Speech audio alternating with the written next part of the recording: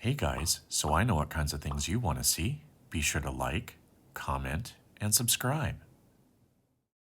Hey everybody, a few months ago I posted an unboxing video of this Brazilian consist which included passenger cars and a locomotive.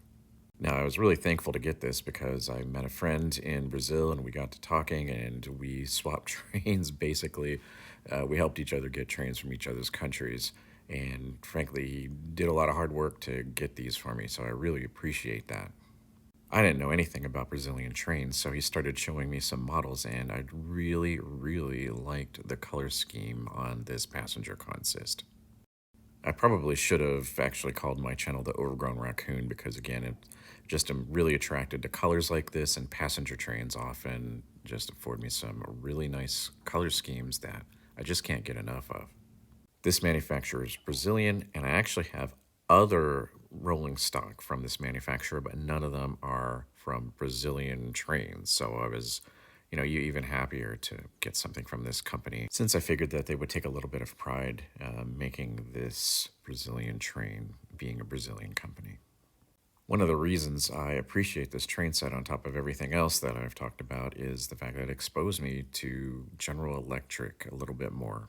General Electric made many more locomotives than I ever realized, so I was really just looking forward to finding out more about the one that came with this set. The story of the 5200 begins in the Sao Paulo area in the 1960s.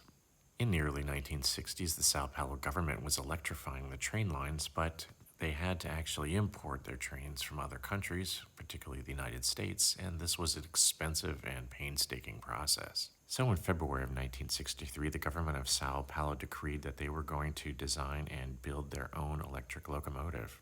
The planning stages took almost 2 years, but finally in November of 1964, they signed a contract with General Electric. What finally came out of this was the indigenous General Electric CC, or the General Electric 350, or the General Electric 5200.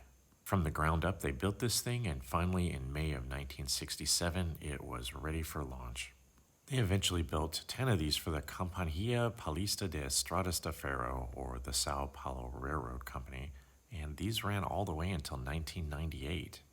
These ran both passenger and freight trains, and even though the GE 5200 implies that it's 5,200 horsepower, that was max horsepower. Nominally, they ran about 4,300 horsepower, which was plenty for the time.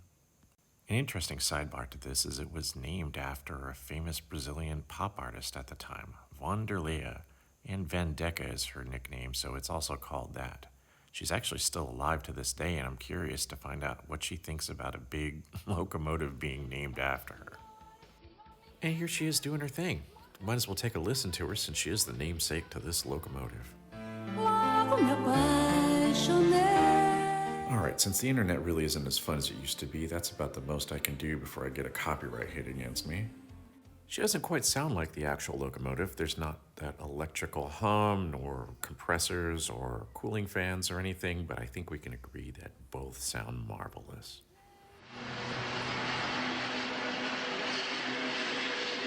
You can actually go see one. In fact, you can see one in this exact livery if you want to.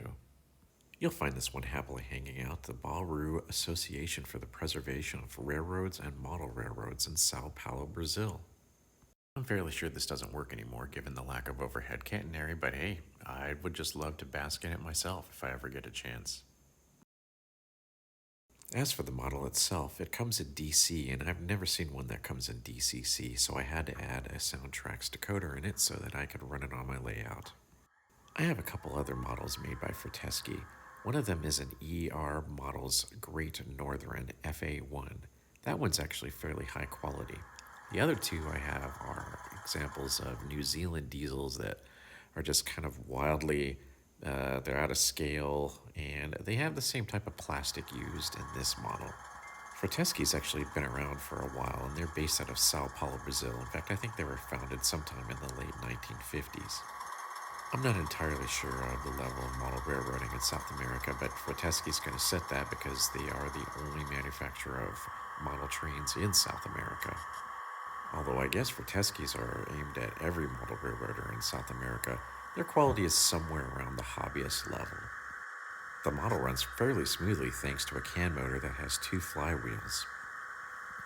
The motor's a little bit buzzy, particularly when running at speed, but when it's slow like this, it's pretty nice and it's pretty smooth, and it seems to be fairly powerful. In fact, it's powerful enough to pull every single carriage that I have gotten with this locomotive.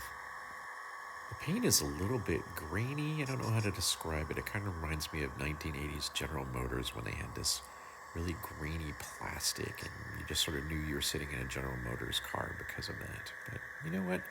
Just like always, and I think I'm starting to beat this horse to death in my videos, it's fun, and because of that, I really can't get enough of it, and I really like running it on my layout.